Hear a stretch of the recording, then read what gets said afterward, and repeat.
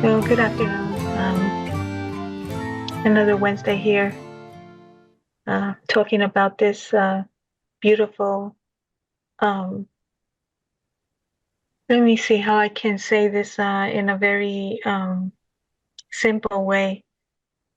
This is what we were created to be, but we're not there yet. So, speaking about this beautiful gift that God wants to give us, it's kind of new for us, although it has been there forever. So, today we're going to start talking about a little bit about Luisa Piccarreta.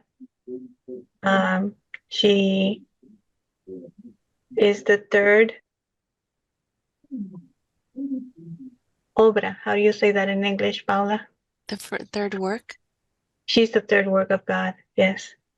So we cannot speak about the Book of Heaven unless we speak about Luisa Piccarreta. And today, Guadalupe she had done a very extensive research on Luisa Piccarreta since she was little until the day she died. She had gathered a lot of information so that way we can learn about Luisa Piccarreta. Guadalupe put a very interesting theme on that work that she did, and she named it The Extraordinary Life and the Ordinary Life of Luisa Piccarreta.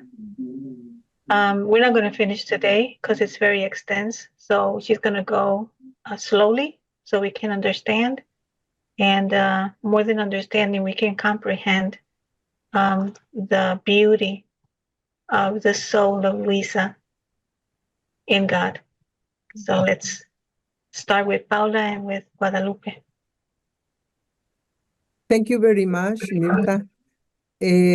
Just I wanted to share with you that I started this work for a personal intention to show the biographical synthesis to my priest, but at the end it became alive alone.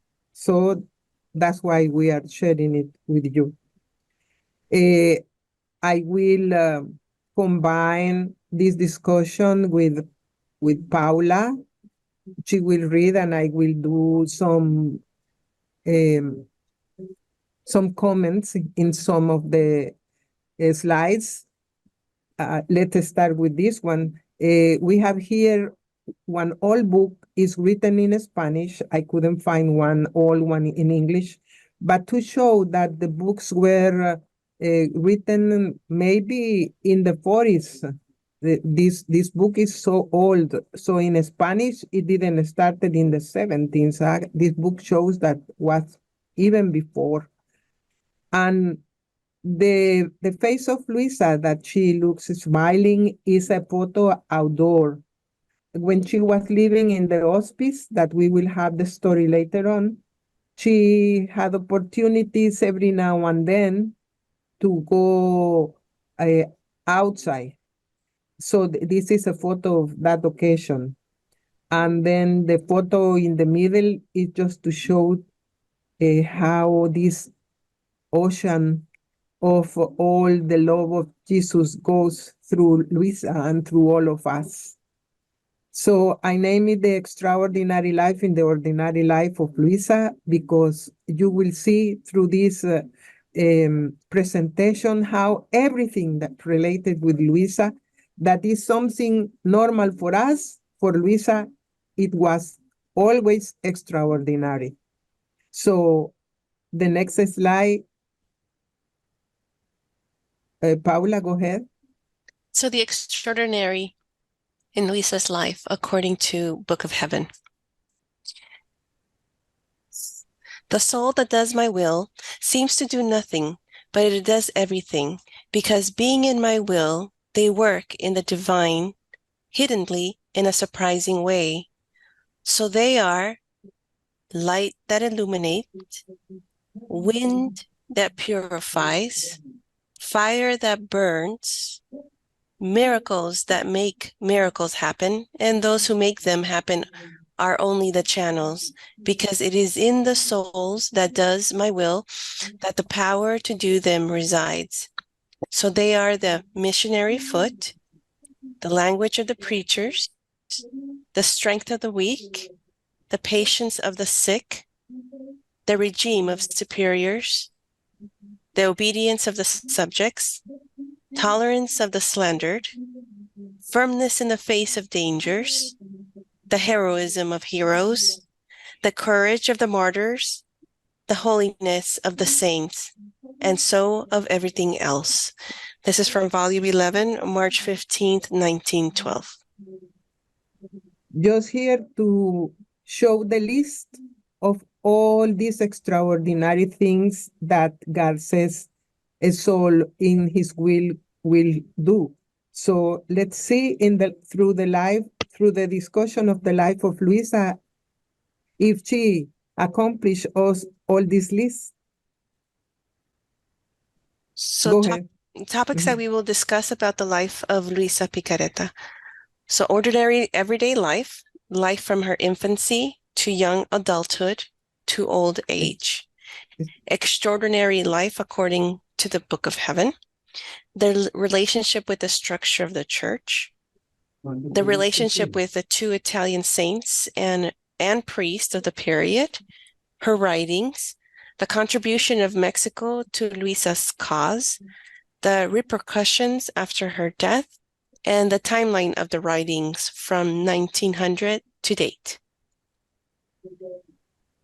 Here we have the bibliography that you can go through, and the important things are get from these two books, one written by the father Giuseppe Bucci, and the other one written by Rosaria del Genio, who was committed by the Vatican to make the official bibliography of Luisa. The official biography of Luisa that was done in 2014.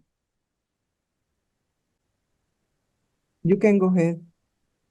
So highlights on Luisa Piccarreta from biographers after studying her life.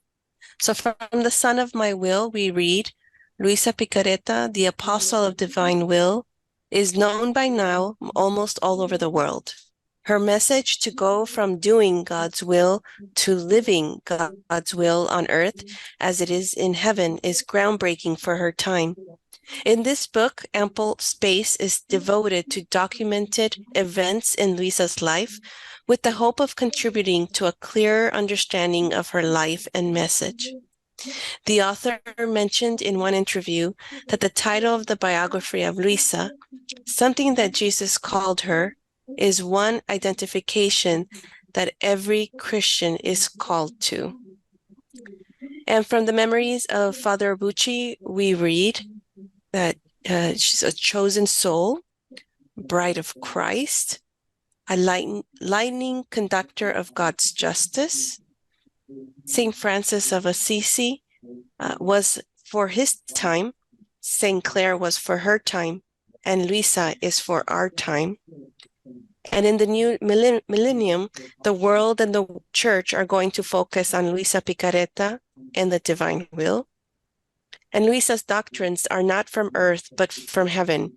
You need to understand that Luisa wrote with the light of the church's authority, and Luisa is the saint of the Holy Spirit.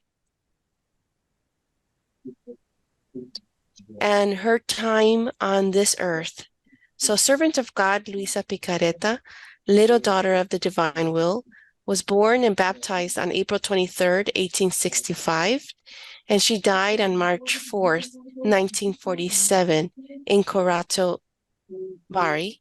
She lived 81 years, 10 months, and 9 days.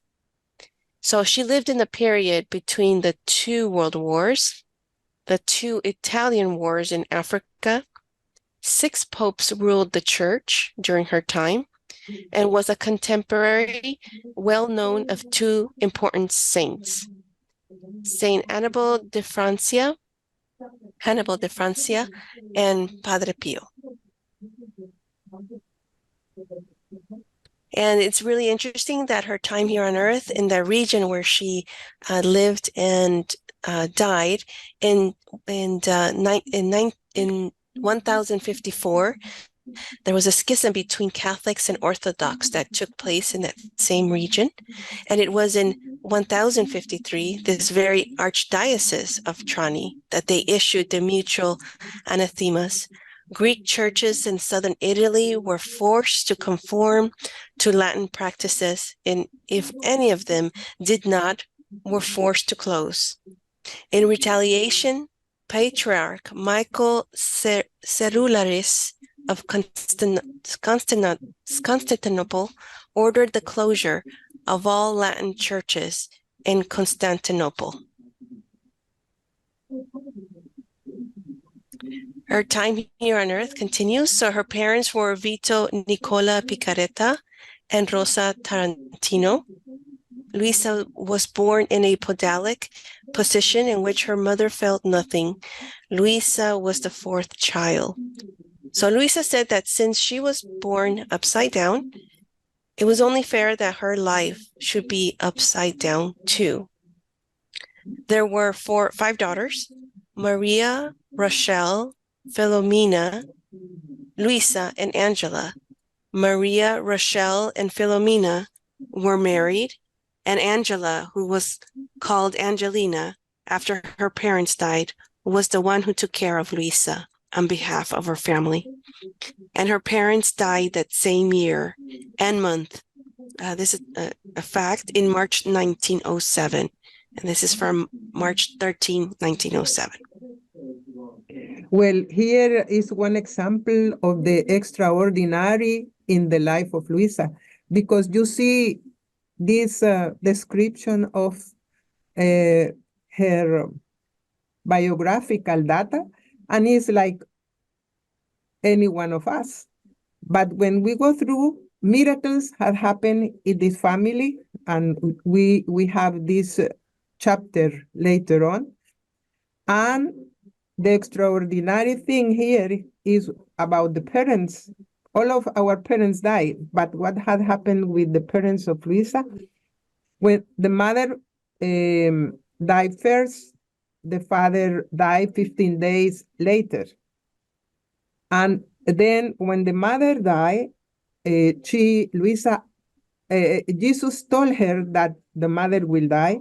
And so Luisa asked him to make her a favor, that the mother doesn't go to the purgatory, that go directly to the heaven.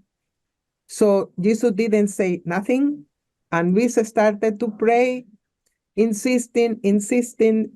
She wrote in this book 7 that she prays day and night, second by second, minute by minute, trying to win the soul of her mother.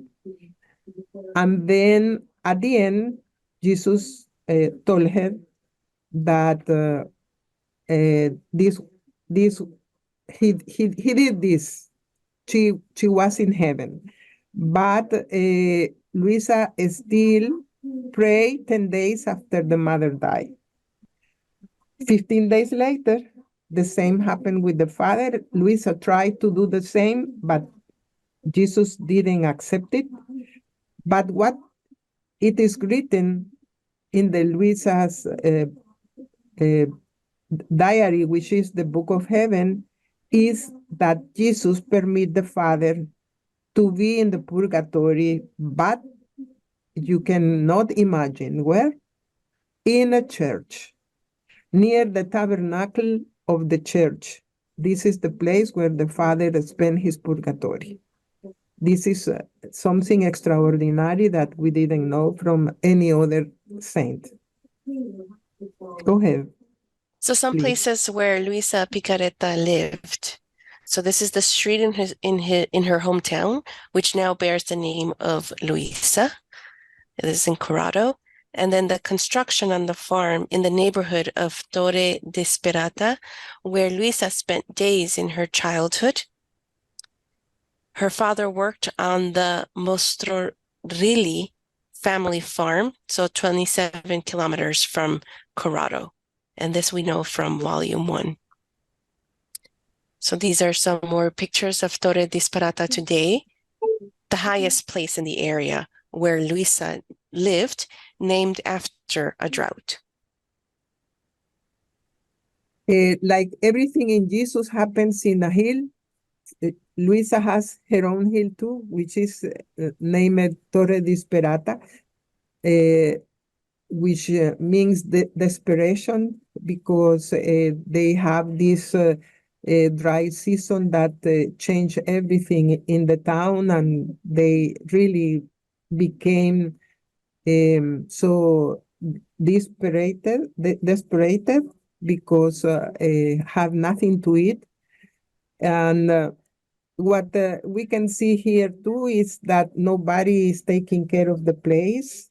And you see that near the tree, in the second picture, near the tree, somebody put a cross, and others put the cross in this near this tree, the big cross that is over there. This is only the signal that you can see over there. The association that is in Corato is not taking care of this area too. And because it's the hill of the highest hill of the area, the cyclists used to go over there. Mm-hmm. So the house where Luisa lived for many years until 1928, on Nazario Sauro Street, is now called Luisa Piccarreta.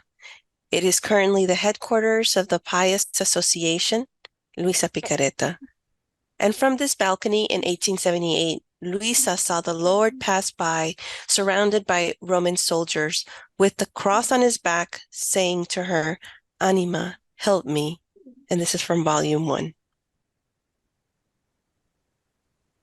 So the Lord tells Luisa that during her childhood, he surrounded her with shame because of the zeal of love he had for her. He did not want anyone to enter Luisa, neither the world nor people. He wanted to make her a stranger to all.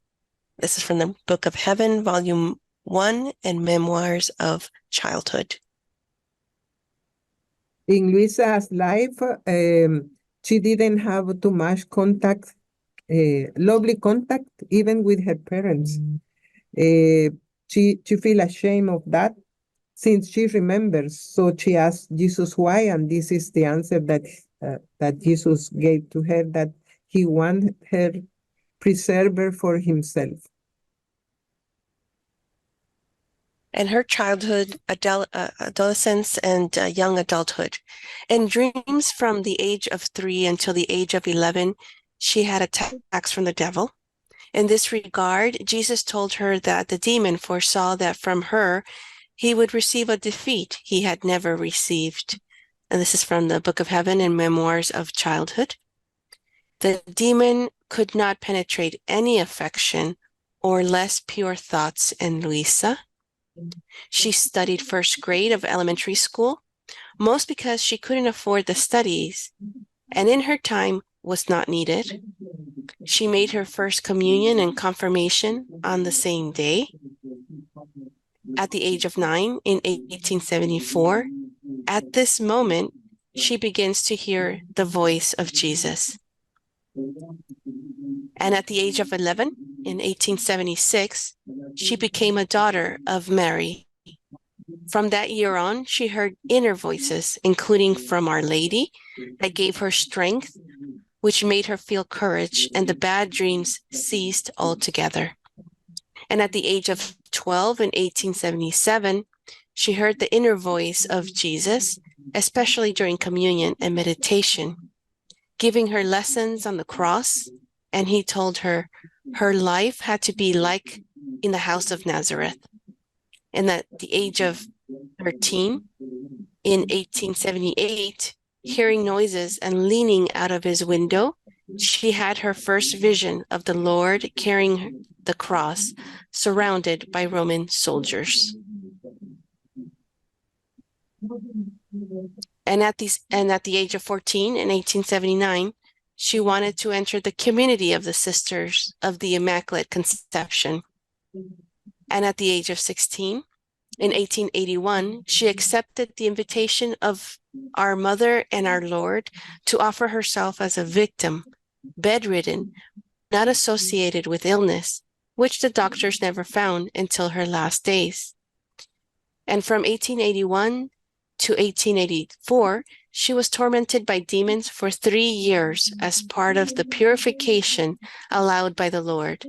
And at the age of 17, in 1882, she began to write the Christmas Novena, in which Jesus describes her life during the 9 months in his mother's womb and his outburst of love for the creature. And at the age of 18, in 1883, she begins more periodically her state of victim, what she will call her usual state. Here is needed to mention that Luisa suffered a lot because the family were thinking that she was capricious and the priests were thinking that she was exaggerated. She was suffering too because she started to be victim, suffering the cross like Jesus, and bedridden. So she describes in the book of heaven with her words how she was feeling in that time with family, priests, relatives against her. She felt all the war against her. Luckily, little by little, these things were disappearing. There was a priest who was a doctor who came to check her, and that says to the family that they, maybe he says, because it's not written, but we can suppose that the priest came to the family to explain to them that he examined her, he checked her and found out that she was not exaggerated, she was not a child spoiler or whatever they were thinking about her. And at the age of 22 in 1887, she offered herself as a victim for a cholera epidemic in her village, which ceased 3 days later. And the confessor began as the one responsible for bringing her out of her usual state. And at that time, it was Father Cosimo di Loidice, OSP. At the age of 23, she became a Dominican tertiary, taking the name of Sister Magdalena in 1888. Since she was a little girl, she wanted to be a nun, but Jesus told her that she would be the true little nun of his heart. So her usual state in the Book of Heaven. So from the new year of 1889, at the age of 24, with the permission of her confessor, she remained bedridden permanently. And this is from volume 1, 165 through 177, until her death. This state lasted for 57 years. In the evenings, she would enter her usual state of stiffness from which she would only emerge the next day. Witnesses report that she herself relates that she was found in the mornings as rigid as stone, and if she were one piece, lost consciousness, her body heavy, without drinking a drop of liquid, without the slightest movement, cowering in bed with her head tilted to the right. No one could wake her up or move her, but she had her vital signs present. And this we can see from volume 1 as well. And she could spend several days in this state. Some have described that she was left up to 18 days. And this we can read as well in the Book of Heaven. And the Lord allowed Luisa to depend on the daily blessings of the priests to bring her out of this state. Her Vatican biographer says this state makes Luisa to be in silence, in more intimate state with Jesus. The reason for this state, and we read this from volume 20, December 24th, 1926. Now, as I was saying this, he was placed inside of me in the middle of my chest, stretched out in a state of perfect immobility. His little feet and hands were so stiff and immobile that they were pitiful. He lacked the presence to move, to open his eyes, to breathe freely, and what was most heartbreaking was to see him in the act of dying continuously. What a pity to see my little Jesus die. I felt myself placed together with him in the same state of immobility. Then after some time, the little child Jesus, holding me close to himself, told me, "My daughter, my state in my mother's womb was very painful. My little humanity had the perfect use of reason and infinite wisdom. Therefore, from the first instant of my conception, I understood all my painful state, the darkness of the maternal prison. I did not even have a hole through which a little light could enter. What a long night of 9 months! The narrowness of the place that forced me to a perfect immobility, always in silence. It was not given to me to moan, nor to sob, to vent my pain. How many tears I did not shed in the tabernacle of my mother's womb, without making the slightest movement. And this was nothing. My little humanity had taken the determination to die so many times to satisfy the divine justice." And from volume 13, October 29th, 1921. "And since we are both prisoners, you a prisoner in your bed only for love of me, and I a prisoner for you, let us bind with the chains that bind me to all creatures, with my love, so that we will keep each other company, and help me to extend the chains to bind all hearts to my love." So this is her usual state, and the book of Queen of Heaven, day 19. The human will in which man had voluntarily involved himself, and by how many sins he committed, formed so many abysses of darkness around and within him, that it left him immobile to do good.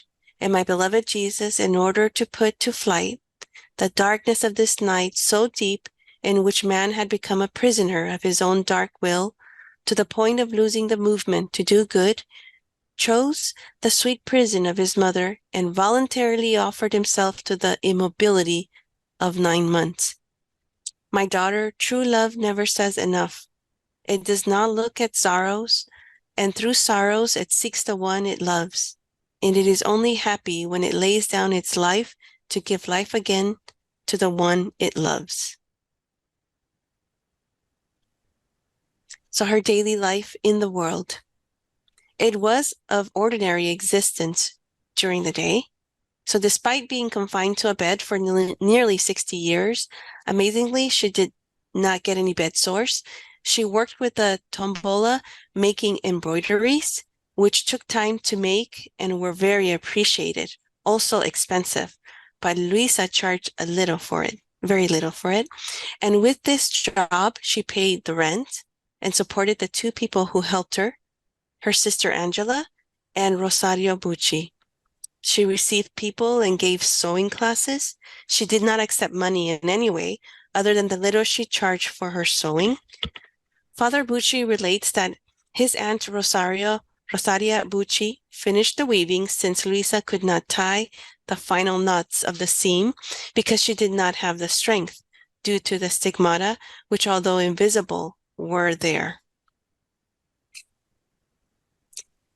The confessor would arrive at 5 a.m., bless her so that she would recover her movements and get her out of her usual state, review what Luisa had written the night before, and then celebrated Mass. Pope Leo XIII and later St. Pius V authorized the Archbishop of Trani, Francesco Paolo Carano, in 1908 to allow Luisa to attend Mass at her home and thus remain continuously as victim for the salvation of souls. And there is a letter of Luisa asking for that. And this is the altar in Luisa's room built into the closet. So around 8 o'clock in the morning, she began her work, which lasted until noon. After the frugal meal, she remained alone in her room in seclusion. In the afternoon, after a few hours of work, she prayed the Holy Rosary.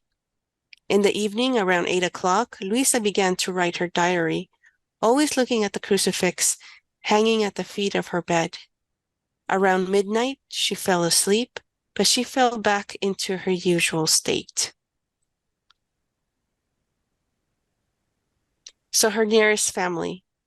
So at her first years as a victim, Luisa was assisted by her parents, and after their death, she always lived with her younger sister Angelina.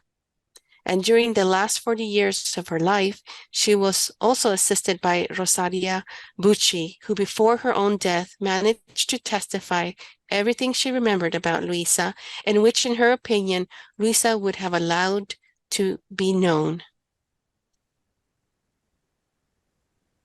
Here at the photo, I wanted from you to pay attention to the hands of the sister, I mean the daughter of Luisa, and which is at the right hand of Luisa, with the hands of Rosario Bucci, which is at the left. You can see that the hands of Rosario goes more inside than we can do. I can go like this and still show my fingers. But in the case of Rosario, no, because she had a trouble with her hand and lost almost the most part of the fingers. So I point that we will see later the story. You can go ahead. Her small and big world. So Luisa lived as if she was in a convent cell. In this image, she can see part of the curtains that enclosed her bed from the outside world. She had 2 crucifixes, one hanging on the wall and the other hanging at her feet, and on the ceiling of her bed, and a baby Jesus enclosed in a glass jar. Only the closest family or people moved around her. If anyone visited her, Luisa was informed beforehand, and if she was in her usual state, no one was allowed to enter. This was only in order to be available at all times for the Lord. The rest of the day was spent between working and smiling at those who went to visit her for counsel and comfort. And I should also note that her last confessor, Don Benedict Calvi, let us know this as well, these 3 points, that the rest of her day was spent between working and smiling at those who went to visit her for counsel and comfort. Her bed turned into a marvelous desk from which, with wisdom and divine unction, she intimately changed many souls. More than a few people left her little room visibly changed, surprised, touched, and ready to purify themselves with a holy confession. To everybody, she gave the example of a normal, daily, working, and consistent holiness.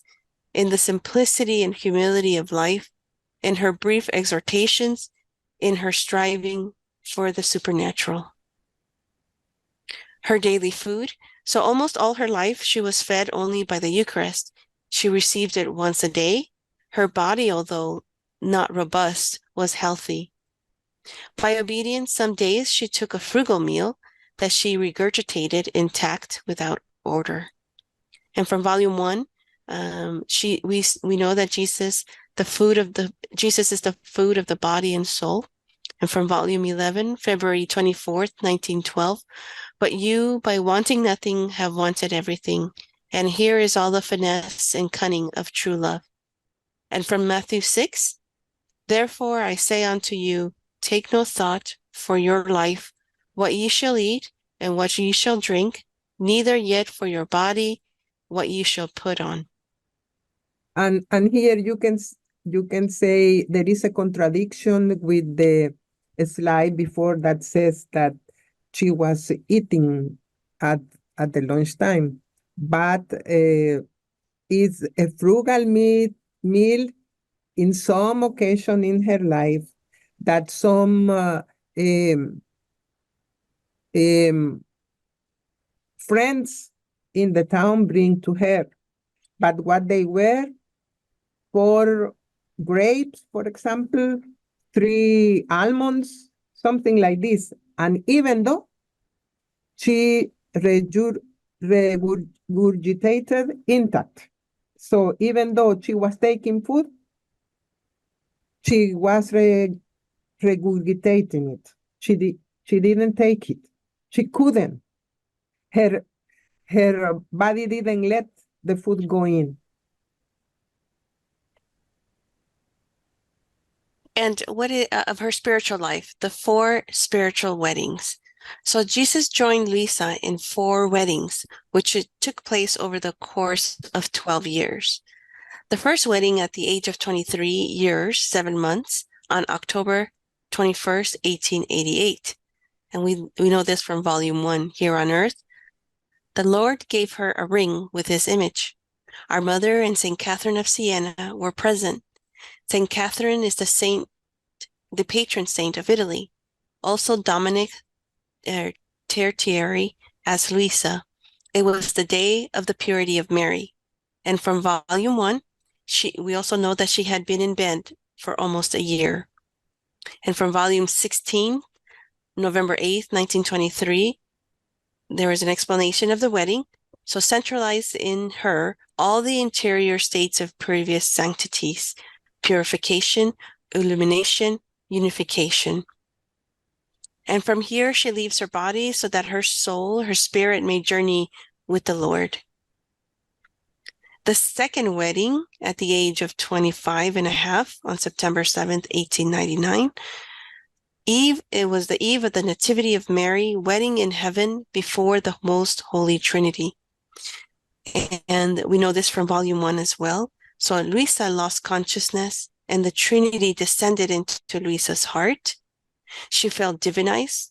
She felt the Trinity live in her, and she could see and hear the 3 divine persons. The third wedding at the age of 35 years and 2 months on May 1st, 1900, the wedding of the cross. And this is we know this from volume 1 and volume 3, May 1st, 1900. There she received the stigmata that she asked Jesus not to be visible, a crown of thorns and a crown in her heart.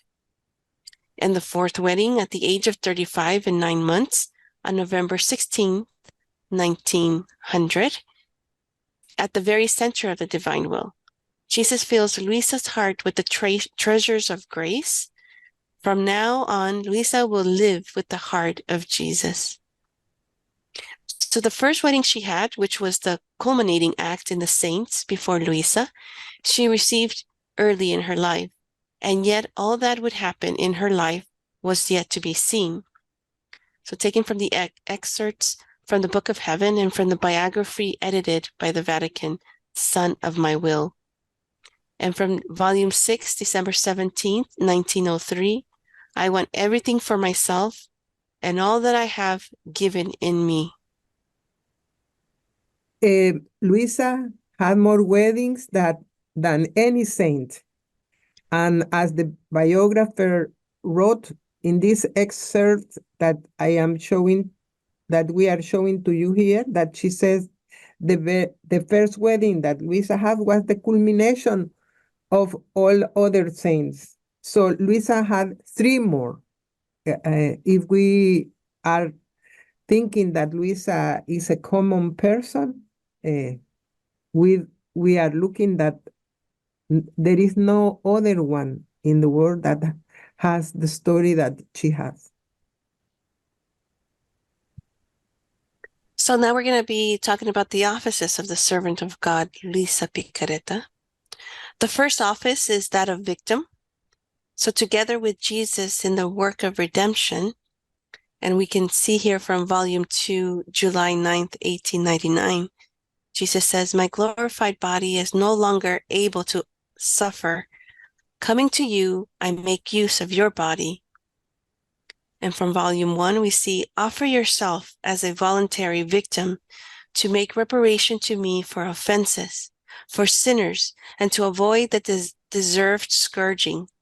And so may you be in continual holocaust before me.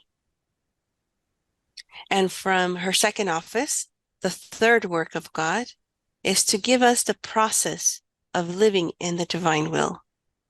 So you must know that I have put more grace in you than I did not put in Adam, to make my desire possess you. This is from volume 20, October 26, 1926. 3 times the Supreme Divinity decided to work ad extra.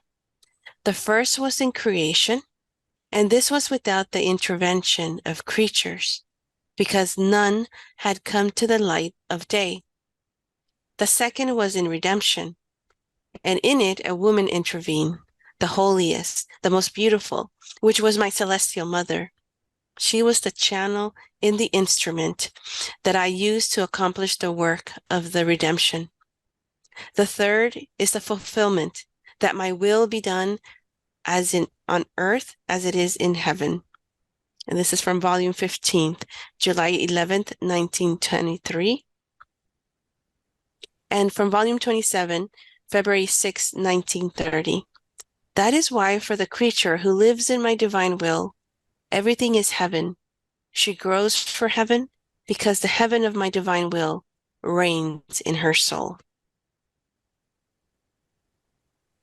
Her third office is the firstborn daughter of his will. True daughter of my will, first happy birth of my will.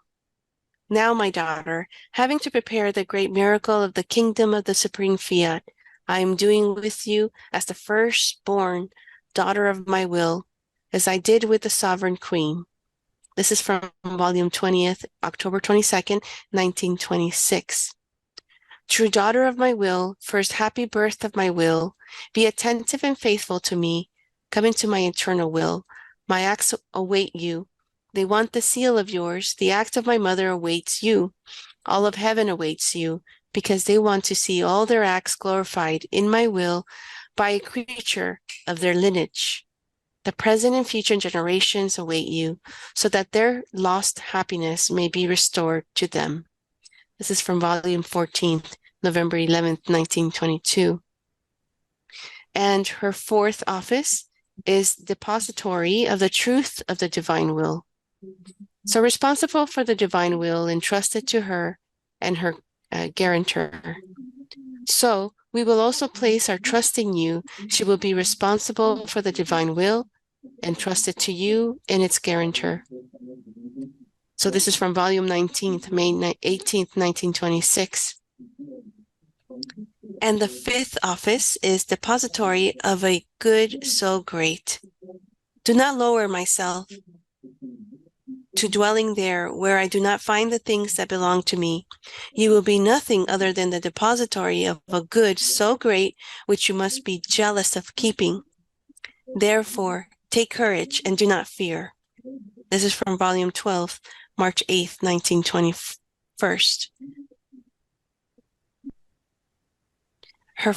The sixth office, is the second ring of conjunction with his humanity. That is why I have chosen you as the second link of conjunction with my humanity, becoming one with mine, living in my will, repeating my same acts. Otherwise, on this part, my love would remain without vent, without glory on the part of the creatures, of all that my divinity worked in my humanity, and without perfect finality of creation, which must be enclosed and perfected in my will. This is from volume 12, January 19th, 1919. And the Holy Trinity family. Her family is the Trinity.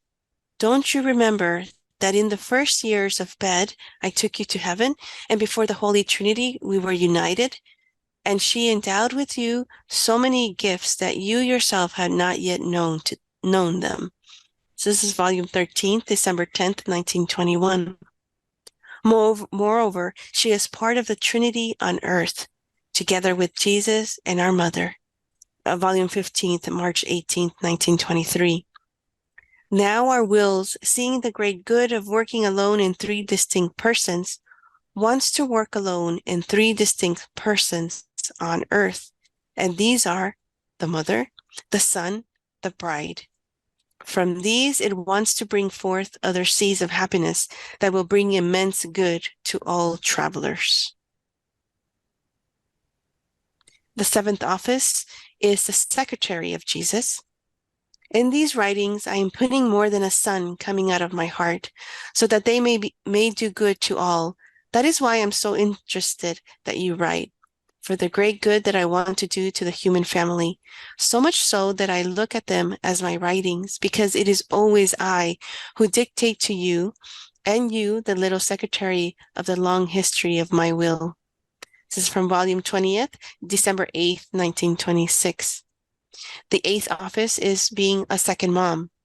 So he had to choose a creature to whom he should entrust the deposit of his knowledge as to a second mother, to make her know the merits, the value, the prerogatives, so that she would love her and zealously preserve the deposit.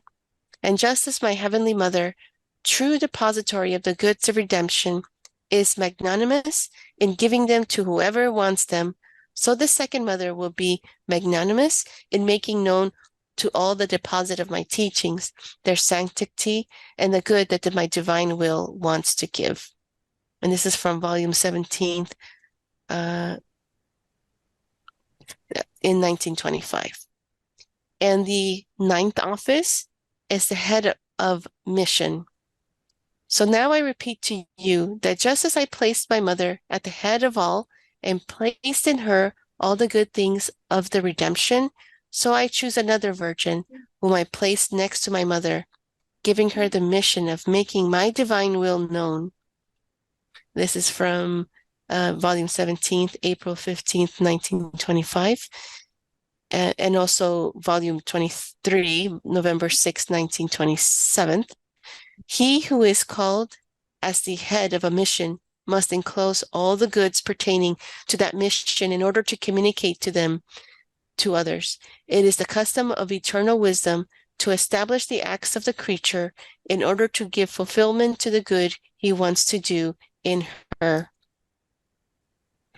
And the 10th office is Little Daughter of the Divine Will. So November 12th, volume 12, excuse me. You do not know how much I had to give you to make you capable of putting my love in you. I have removed every germ of corruption. I have purified your soul, your very nature, in such a way that neither you feel anything for them, nor they for you, because if the germ is missing, it is as if the fire were missing from the wood.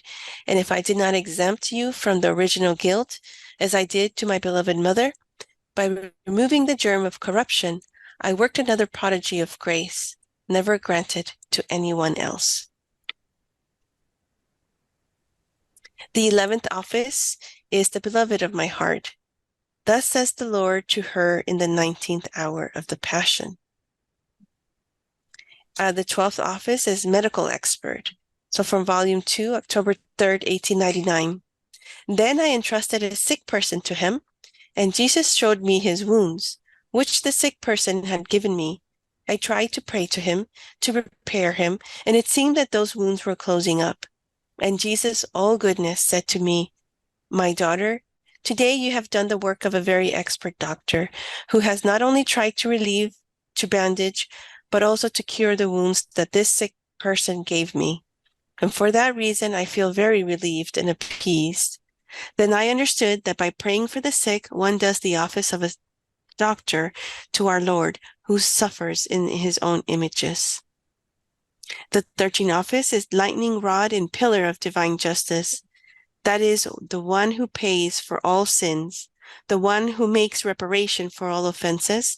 And now all the souls that will join Luisa will be at this point of lightning rod. That is, giving the Father and Jesus the glory, love, and retribution, together with the reparation of all those of the entire human family. The next office is of peacemaker. My daughter, she who lives in my will becomes the peacemaker between God and creature. And this is taken from volume 29, July 13th, 1931. The next office is of nurse. You also suffer. I better put myself in your place, and you do the nurse's job for me. This is from third volume, April 23rd, 1900. The next office is depository of his sacramental life.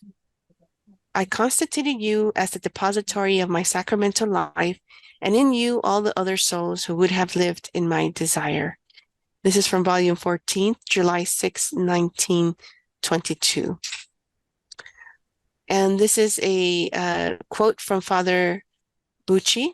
So her life of total authenticity faithfully corresponds to the divine plan for her, which with utmost fidelity allowed herself to be transformed by Jesus as the depository and secretary of the treasures of the divine will, model and example of living in her. That is what the divine will can do in a soul when it possesses it and gives itself to her as a gift. But as our Lord himself called her, Luisa Piccarreta is above all the little daughter of the divine will. Well, here we finish the presentation of today. We reserve the best office for the next session, and we appreciate the time you spend here with us.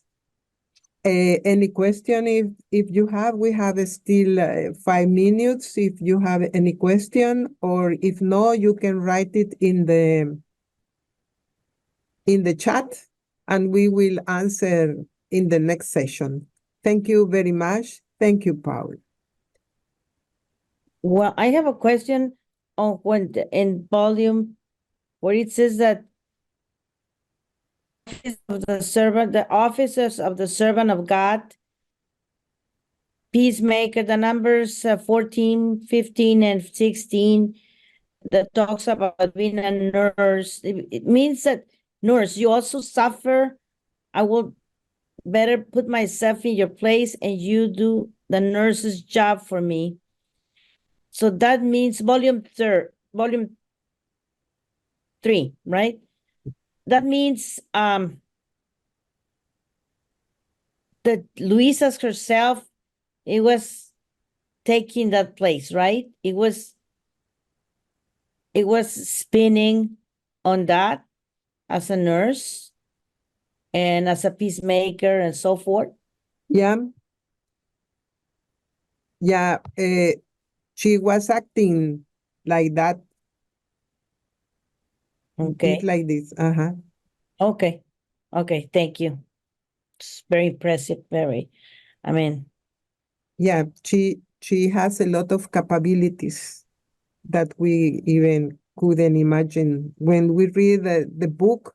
That's why there is some points here in the slide that shows that it's not closed. The offices are not closed, are open. That you go through the book and you could find some more. We can add it too because it's something that is very impressive. We know a father that is Father Yanushi, who spent 10 years to make his thesis on Luisa's life. And still, he says, he's finding extraordinary things too. yeah, divine will. Okay. Thank you. Thank you so much. Thank you to you for asking. Mirta, So, go ahead. yeah, so what I would understand about that, about Lisa being a nurse to Jesus, right, is that every time she did, let me see how I can explain this in English. Every time she did acts in the divine will, she was like cleaning the sores of Jesus. So that's being a nurse to Jesus. It's not said in this, in this part of the volume, but in other lectures, we can kind of understand that being a nurse to Jesus is that every time we do acts of love to Jesus, um, and of course, if we unite ourselves to the divine will, well, we're cleaning Jesus' sores. So not only and his sores are healing as well.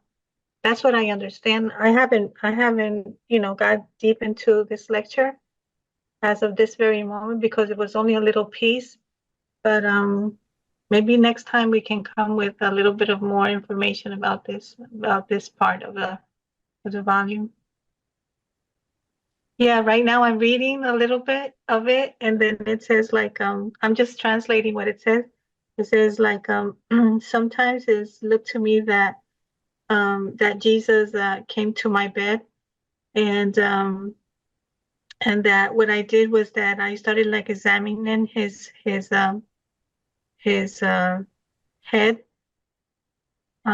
and that I was taking all the thorns that were like deep inside his head. Then I went into his sores and I cleaned the blood. I kissed the blood. Actually, there is next time I will bring you that lecture, that part of the volume. It's another volume that it says just like that directly. Every time you you kiss my sores, you're healing me. And also when she was making the rounds with Jesus and see the soldiers and the people in the war, when she was praying, something happened too. So it is very powerful, this. Oh, I found the one. It's in volume one. Volume one. It's almost at the end of the volume one. It says number 26. But then, well, Luisa was confessing, right, to Jesus. So her confession was a universal confession, right? And that's the universal confession that a soul that lives in the divine will do as well. So the penance that the priest gave her, maybe it was a different penance than the one that Jesus gave her.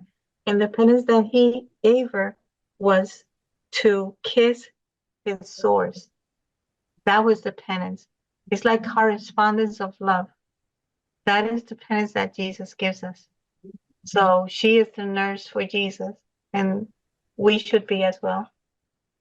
Very interesting. Thank you, Patricia. You put us to think a lot. It's just never, the story never ends with divine will. No, never ends. Well, Yeah. anybody else has something to say? If not, then we can meet next Wednesday to continue this beautiful presentation about Luisa's life, the extraordinary life of the ordinary Luisa. Well, God bless you all. We'll see you next Wednesday. Thank you. Thank you. Bye. Great. Thank you. Thank you, Meta.